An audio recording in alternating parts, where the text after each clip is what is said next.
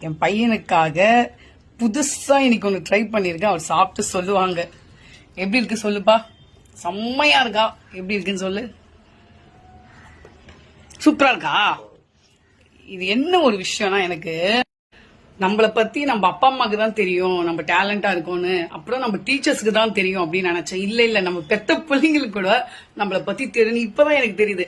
என் பையன் என்ன சொன்னா, ஒரு நாள் அம்மா சாம்பார் காரக்கம் சும்மா அதெல்லாம் வச்சிட்டு இருக்காதம்மா, உனக்கு புள்ளை ஏதோ ஒன்று தடவை மறைஞ்சிட்டு இருக்கு, நீ வேற எதனா ட்ரை பண்ணு அப்படின்னு சொன்னா, கன்ஃபியூஸா ஒண்ணு ட்ரை பண்ணு, அதுதான்மா கான்டினல் டிஷ் செம்மையா இருக்கு அப்படின்னு சொல்லியிருக்கான்.